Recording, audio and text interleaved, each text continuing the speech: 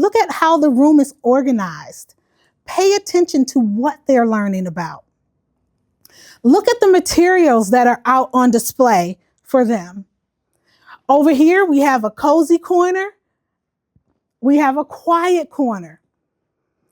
There needs to be place for children to be alone. There's a lot happening in this place when 20 kids are in here. And so you want to make sure that the environment speaks to what's developmentally appropriate for children.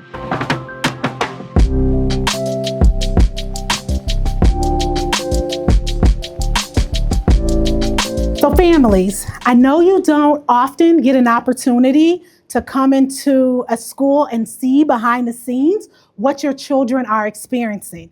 Today, I'm going to walk you through what you should look for, not only for a high quality school, but a high quality classroom.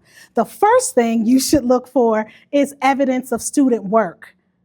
You see student work around the room, around the hallways. It gives you a sense of how students are valued and actually what they're even learning. So for example, let's look over here. We know that these students are learning about Jackie Robinson, but if I continue to read the wall, I see that they're also learning about other famous African Americans. I see they learned a little bit about Dr. King and his I Have a Dream. And then I think if we go into the classroom, we'll see if there's evidence of other learning happening. Before we go into the classroom, I want to take a minute because not only is it important for you to see evidence of student work, but it's also important for you to test your gut. How are you feeling when you walk through the halls? How are you feeling when you're welcome into the school? Because that's going to be the experience of your student particularly. I want to pause right here before we go into the classroom. Now, we know from what we've seen in the hallway thus far that they're learning about Black History Month and famous African Americans. One thing that I love to point out here is that this was a parent-family take-home activity, meaning it was sent home to families to complete with their child. That's so important because it builds that homeschool connection. And that does a couple of things. One, it lets students know like, hey, what I'm learning about at school is important to my families at home. And also it brings that home into the school. So each family had an opportunity to create their I Have a Dream poster. And so you always want to look for ways to partner with your school and to be a part of what's happening and what your students are learning. Now, let's go inside really quickly. So I know I said I was pausing to talk about the family, but we know February is Black History Month, and so we know that that's a theme, right? But when we start to walk into the classroom, I noticed that they're also learning about something else. So right here, it says, how do our bodies work and when do we exercise?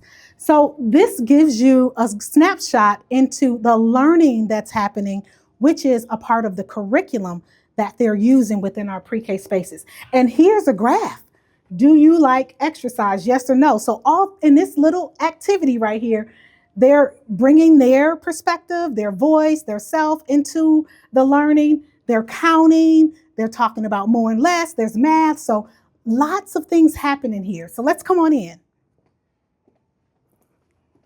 I know I said they're talking about exercise. Exercise is one of our themes within our curriculum. We can see here that they did a graph. They learned all about the different types of exercise. And if we move on over this way, we also see that they are talking about and learning about healthy food versus junk food. And I want to go over here really quickly. And another thing you want to look at is how rooms are organized.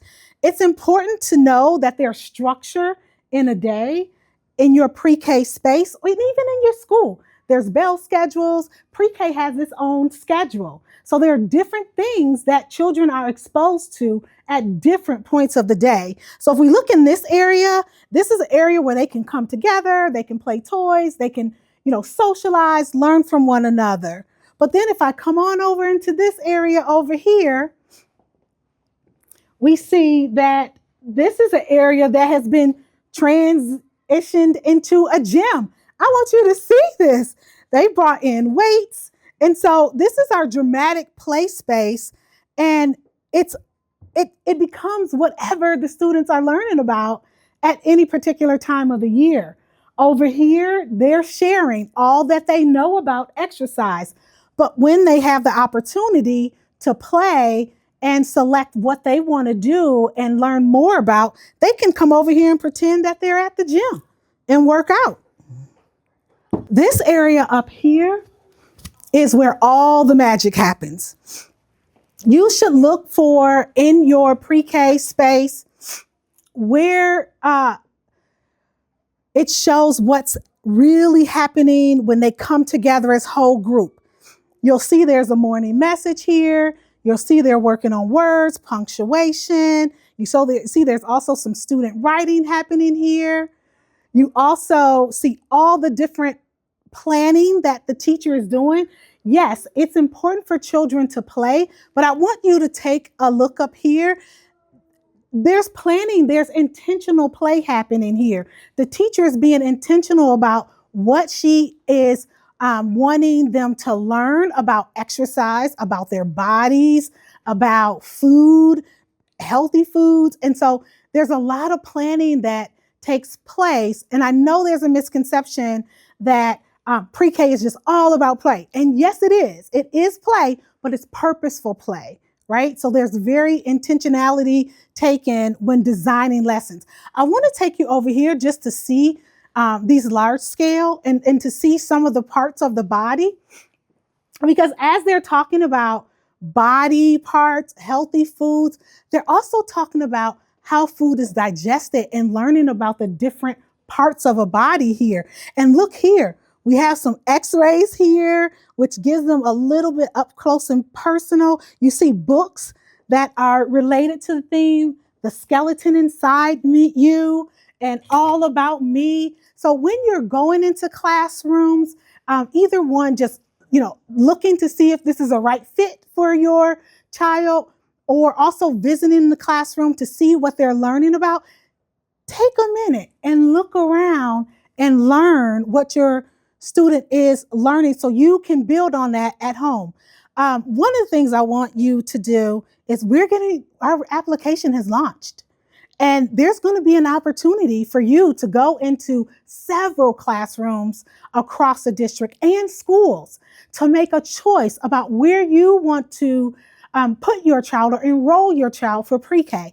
I want you to take a quick note of some of the things I shared. So one, you want to check to see how you're feeling, how you're welcomed when you come into the room. You want to read the room. You want to read the halls and see what other children, other classrooms are learning about. And then you want to come into the classroom that you're thinking about for your youngest learner and look at how the room is organized. Pay attention to what they're learning about. Look at the materials that are out on display for them. Over here, we have a cozy corner. We have a quiet corner.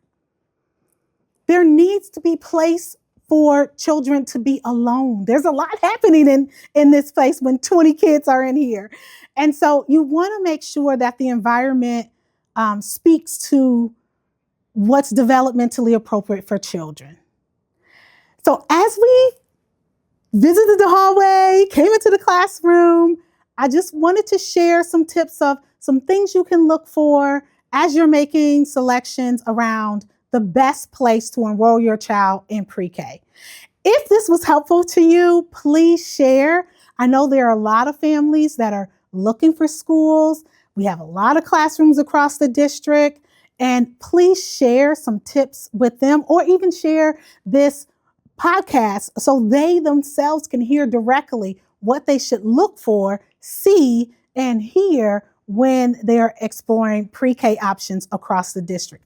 Last thing I'm going to tell you is please subscribe. I don't want you to miss not one episode of Circle Time Conversations. This is for our parents. It's based on what you tell us you want to know about, and we want to be your resource for all things education, particularly early childhood education. Thank you so much for subscribing and watching, and I will see you next time in the circle.